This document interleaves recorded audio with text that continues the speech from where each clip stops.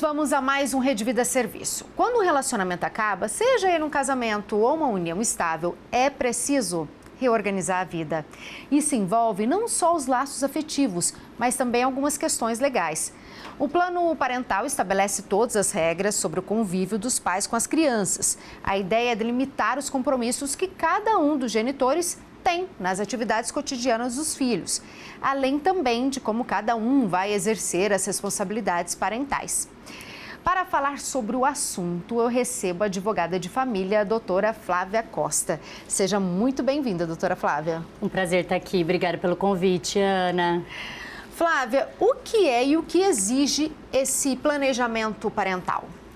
Olha, primeiro, obrigada pela oportunidade de falar de um assunto tão importante, porque como você mesmo adiantou, o casamento termina, mas a relação parental, quando se tem filhos, permanece, ela é continuada. Então é importante que se tenha harmonia. Para quê? Para preservar os interesses da criança. E é o que mais a gente olha na hora de fazer esse plano parental, que nada mais é que um documento, um acordo, tratando dos interesses da criança, dos direitos e obrigações dos pais com relação a ela e muitas vezes de bens e tudo mais. Quem faz esse plano é o advogado ou as partes que podem dizer o que elas querem ou não? É muito importante, Ana, não tirar o protagonismo das partes, porque veja bem, enquanto casados, aquele casal, ainda que num relacionamento já desgastados, ele vinha decidindo sobre sua vida cotidiana. Por que tirar esse poder de decisão? Cada família é uma família, com sua diversidade, com suas implicações. Então é importante trazer esse casal com auxílio de um advogado, de uma advogada especializada. Eu mesmo, na minha clínica do direito, trabalho com métodos alternativos e mais adequados, a gente diz, de dissolução de conflitos.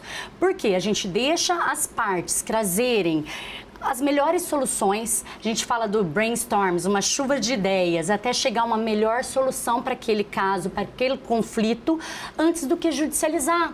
Porque judicializando, se tornando um processo judicial que vai ao fórum, vai ser decidido por um juiz alheio àquelas circunstâncias, que não conhece as especificidades daquele casal e muitas vezes proferindo decisões que não vai atender, não vai pacificar aquele conflito, não vai trazer um melhor acordo para eles. Fora que a justiça está abarrotada de processo, então vai empacar ali, vai demorar e esse casal não vai poder dar um novo sentido à vida deles. Exatamente, Ana. É mais custoso, é menos célere, porque sim, o judiciário está abarrotado de ação e muito mais desgastante emocionalmente.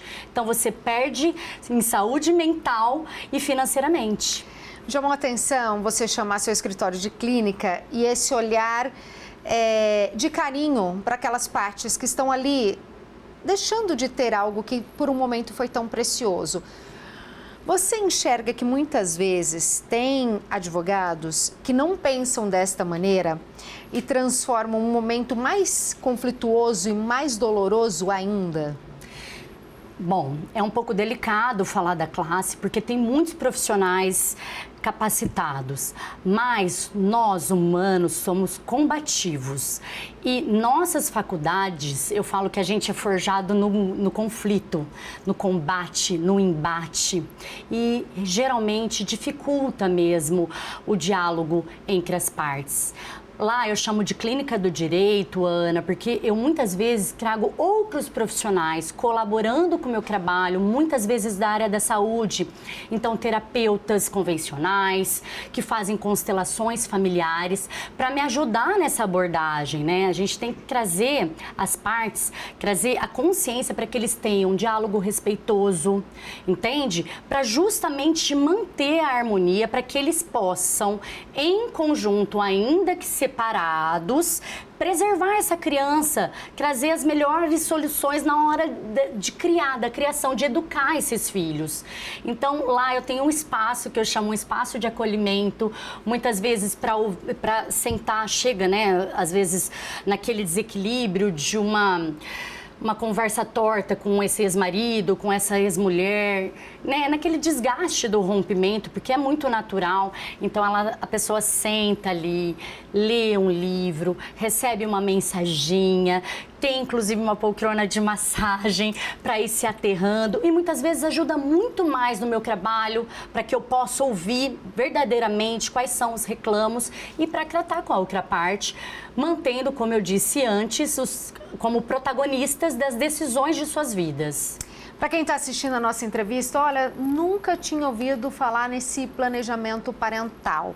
Qual que é o primeiro passo que eu preciso tomar se eu quero ter um plano assim também e fazer do meu divórcio mais tranquilo por causa dos meus filhos? Olha, Ana, eu vou um passo antes. É importante que, quando você verificar que o teu casamento está dando sinais de ruptura, porque dá, eu sou divorciada, eu até brinco, né? Passei por isso e hoje vivo numa união que também é formalizada, passando pelos estados civis para saber o que meus clientes passam. Então, quando dá sinais dessa ruptura, é importante se aconselhar com um profissional, um advogado da área, especializado em área de família e sucessões, geralmente. E aí ele vai te trazer, vai dar uma listagem da documentação necessária, mas antes disso, vai trazer os aspectos importantes que precisam ser tratados. Então, nesse plano parental, a gente fala de direitos e obrigações das partes. Então, por exemplo, como que é a vida, né? Quanto mais aberta essa conversa, melhor. Como que é a vida dessa família? Como ela deve ficar na ruptura? O que é necessário fazer para manter a saúde mental dessa criança em desenvolvimento, muitas vezes de tenra idade? Tem casais que se separam quando os filhos são bebês, outros adolescentes, são outras fases, requer outras discussões. Mas, enfim, a gente vai discutir lá dentro de alimentos, a respeito de alimentos, de guarda, que geralmente hoje é compartilhada, porque compartilhar guarda não tem muito a ver com convivência. Compartilhar guarda quer dizer que o pai e a mãe vão decidir em conjuntos a respeito da vida cotidiana dessa criança. A gente vai tratar da convivência com um, da convivência com outro, sempre sob o olhar do melhor interesse da criança. É claro que tem que ser possível para os pais, mas olhando o que é melhor para a criança. E aí, nessa convivência, a gente vai tratar muitas vezes do convívio mesmo, diário, aos finais de semana, em períodos de férias, em períodos de feriado. Às vezes é importante para um, para outro, ter os filhos nesses feriados, em datas festivas. Aniversário do pai, geralmente os filhos passam com o pai. Aniversário da mãe com a mãe, e é sempre importante deixar franqueada a presença do outro pai, porque é importante a questão da lei do pertencimento, Ana. A presença do pai e de uma mãe na vida dessa criança, ela vai realmente crescer muito mais equilibrada e saudável. Tem vários tipos de guarda, Flávia, explica pra gente como que funciona. Tem a guarda unilateral, que é um dos ex-cônjuges, um dos pais responsáveis pelas obrigações dos filhos. Então, ele decide onde estuda, onde mora, se viaja, a determinação é só dele. Antes era assim. Já é antiga essa alteração e hoje, como eu disse, é regra, guarda compartilhada, por conta da necessidade do viés de ambos os pais na vida da criança. Então, compartilhar a guarda é compartilhar essas decisões, tá? Diferente de convívio, estabelecer convívios. Eu posso ter uma guarda compartilhada e ter o convívio dos meus filhos estipulados de segunda, quarta e sexta, ou só de terça e quinta. Entende? Vai depender muito do hábito dessa família, o que é importante para essa criança. E é importante também, Ana, tendo esse acordo parental, esse documento, que ele seja flexível. Porque pode ser importante, pode ser interessante para a criança que segunda, quarta e sexta ele esteja com a mãe e depois de terça, quinta e sábado. Porque altera, de repente ele começa a fazer um curso, um esporte que é mais importante a presença de um ou de outro, e isso pode ser alterado olhando para aquela criança, que é mais necessário para o desenvolvimento saudável daquela criança. Fica confuso para a criança, Flávia, esse estilo? Um dia eu tô com a minha mãe, um dia eu tô com meu pai, um dia eu tô... Ou você acha que quando é direcionado, conversado, quando não tem briga, mas tem diálogo, tudo se torna mais fácil? Olha só, Ana, a nossa vida é mutável, né? A gente tem um planejamento, mas vem circunstâncias que a gente tem que se adaptar. Então, o que é importante no plano parental? Ele traz ali um acordo, uma base, ok? E isso para a criança traz uma sensação de, olha, tá tudo equilibrado, né? Ela se sente mais segura, ok? Mas nada impede que, até porque a criança queira, que aquilo se altere, né? Eu posso falar, eu acredito que isso seja crença, porque tem poucos estudos a respeito. Mas até conversando com a juíza da primeira vara da família, ela falou uma vez que eu estava pleiteando uma guarda nesse sentido, um dia com a mãe, um dia com o pai, mas ela falou, doutor, isso deve ficar muito confuso para a criança. Eu falei, olha, eu tenho um exemplo prático na minha vida. O meu filho, eu me separei quando ele tinha 2 anos e um dia ele ficava comigo, outro dia com o pai, ele almoçava todos os dias em casa e eu levava na escola. E nunca teve problema, ele sabia que funcionava dessa forma. A gente explicava para ele, hoje é o papai que vai te buscar na escola, hoje vai ser a mamãe. Conversa aberta, sabe? Participar o filho, como a gente participa ele normalmente da rotina dele. Hoje, a gente alterou, porque ele tem futebol, é o que eu estava dizendo, às terças e quintas, e o pai gosta de estar presente. Então, a gente deixou fixo as terças e quintas com o pai. E a gente não precisou alterar isso judicialmente. Porque tem uma questão, até para você dar segurança jurídica para um acordo onde funciona menor, você homologa judicialmente, você só leva para o juiz, dá aquela chancela. Se for descumprido, você pode executar, ok? Mas essas alterações, nem sempre você precisa tutelar se está dando certo, se você está verificando que há harmonia entre as partes. Inclusive, muitas vezes, Ana, de chegar num acordo final, você faz testes de realidade. Né? Quando eu vejo que tem um conflito, porque há conflito quando tem o divórcio e rompimento, ainda que as partes estão sentadas numa mesa como adultos para dialogar, há conflito, há desgaste. Muitas vezes eu sugiro, olha, vamos tentar a proposta da mãe por umas 3 semanas e a gente retorna, senta à mesa e verifica se ficou bom para todos.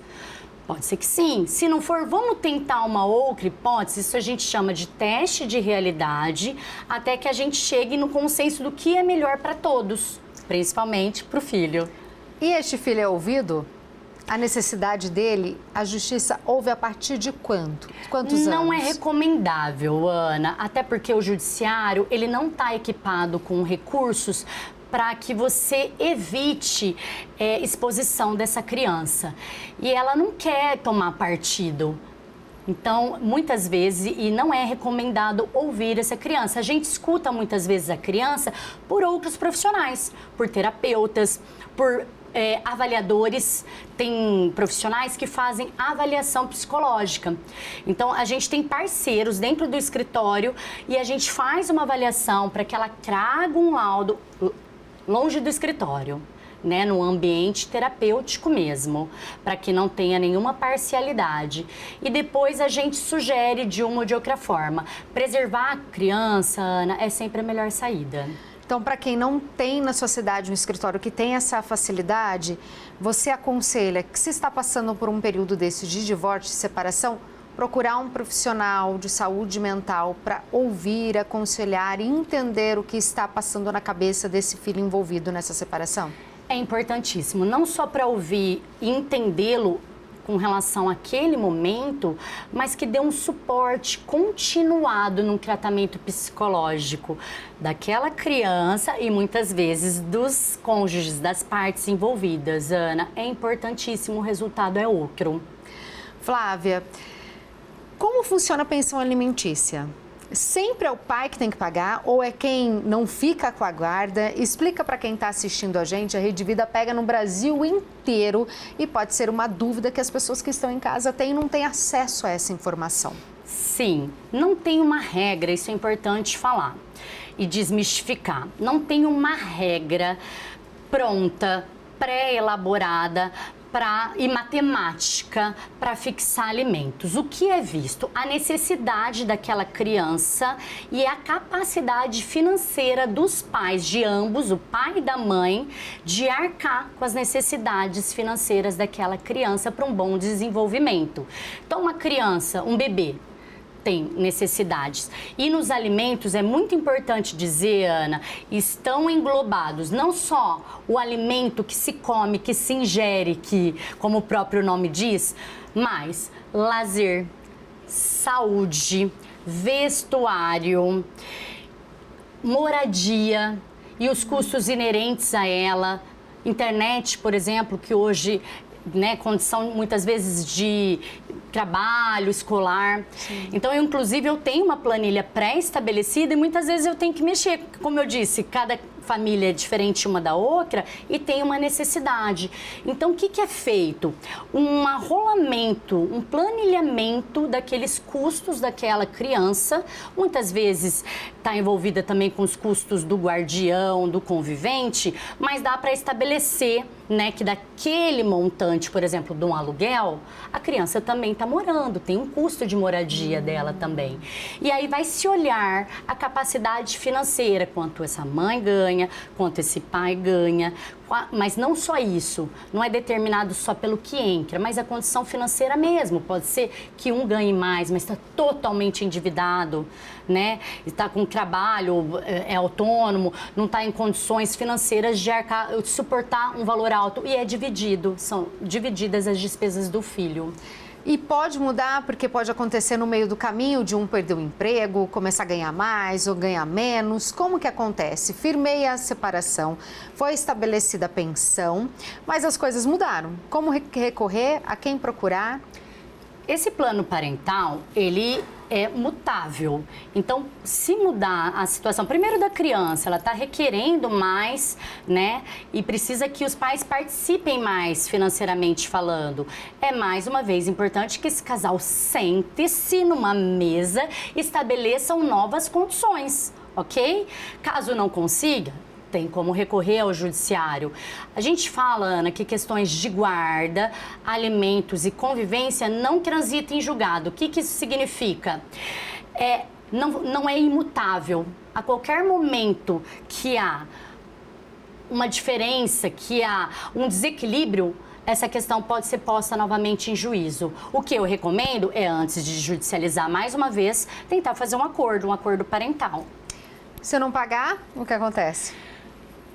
O alimentante que está em débito, ele pode ser inclusive preso, Se for executado os 3 últimos alimentos, que a pessoa subentende que ela precisa daquilo para sobreviver, é sob o rito de prisão. Se ela deixar atrasar, isso é uma dica importante, mais do que 3 meses, o rito daquela execução não é tão penoso, não é sob pena de prisão, mas de penhora de bens. E pode ser que alguns devedores vão usando de alguns subterfúgios para continuar inadimplente. Então, atrasou os alimentos, a pensão alimentícia, é importante rapidamente tomar uma medida. Primeiro, tentar conversar com o alimentante, com a parte que paga os alimentos. Se não conseguir, fazer com que restabeleça o pagamento, entrar com a execução imediatamente. Flávia, um casal separado, quem tem a guarda, se ele quer viajar com o filho, seja dentro do Brasil ou em outro país, ele precisa ter o ok do pai ou da mãe que não está com a criança? Fora do Brasil, sim. Dentro, não é necessário. E é importante, é recomendável que os pais, as mães deixem os filhos terem essas experiências. Às vezes é a primeira oportunidade, por exemplo, de um pai viajar com os filhos, porque antes só viajava em família, com a mãe, e a mãe ela se sente insegura em deixar. Mas é importante que eles tenham esse momento, vão ser experiências para uma vida inteira, Ana. Então eu recomendo sim deixar, a não ser quando são situações muito excepcionais, de descuido, de violências, que daí a gente está tratando aí de uma exceção, mas em geral é importante que seja compreensível essa fase nova e que esse casal se adapta também com essa vida nova. Que não é fácil, a gente sabe, mas a gente sempre tem que pensar no quê? Nos nossos filhos. Pensando nos nossos filhos, você falou que esse planejamento ele é mutável. Ele pode ir de acordo com as necessidades desse ex-casal e dessa criança ou dessas crianças. Cláusulas futuras funcionam? Tipo, há tanto tempo eu quero que o nosso filho estude em tal escola, plano de saúde, se vai fazer um intercâmbio. Funciona isso? Ou é melhor passos pequenos? É mais interessante passos pequenos, porque as alterações acabam sendo grandes e muitas vezes aquilo que foi previsto é inexequível. É inexequível. Olha, então, quando meu filho atingir a maioridade, eu quero que ele faça um intercâmbio. E aí o pai vai arcar com 70% dos gastos, ou 60%, a mãe com 40%. Esse filho tem 5 anos. Dali 8, pode ser que essas partes não tenham a condição de prover isso. Então, é inexequível, né? É melhor que a cada movimento, a cada alteração, seja conversado. Esse diálogo, Ana, entre o ex-casal vai ocorrer pela vida inteira. Depois esse filho vai provavelmente constituir uma nova família e vem os netos, primeiro o casamento, depois os netos, né? E outras alterações que é importante ter harmonia e ir tratando. E um não impede o outro de vivenciar momentos muito alegres. Isso é importante dizer. Alienação parental. Vamos falar esse sobre é um assunto muito delicado e importante, porque nem todo mundo pode gerenciar o divórcio como você conseguiu. Muitas vezes as pessoas estão num sofrimento, numa aceitação do que está acontecendo e pode influenciar erradamente a criança. É crime, Flávia? Essa lei é muito discutível, Ana, porque muitos que não estão na guarda acabam usando deste artifício para punir o outro. Não estou falando como uma regra, mas isso também acontece. É muito difícil fazer a prova da alienação parental, porque muitas vezes esse pai e essa mãe estão fazendo isso às escuras. Então, o filho para dentro de casa, quando chega da convivência com o outro, começa a escutar. Por exemplo, se a mãe, com quem seu pai estava? Ah, fulana de tal? Claro! Não. Olha, mas ele te alimentou, teu pai não te alimenta direito. E a mesma coisa, o pai, quando vem da mãe. Ah, tua mãe é muito permissiva. E aí vai cavando mais problemas e aquela criança, ela vai sendo contaminada. Só que é muito difícil fazer essa prova. Por isso que é muito importante, Ana, as partes buscarem um equilíbrio.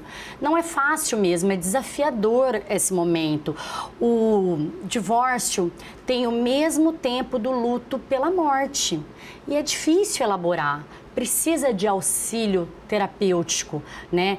Técnico, jurídico, que seja humanizado, com uma escuta ativa, respeitoso e terapêutico também.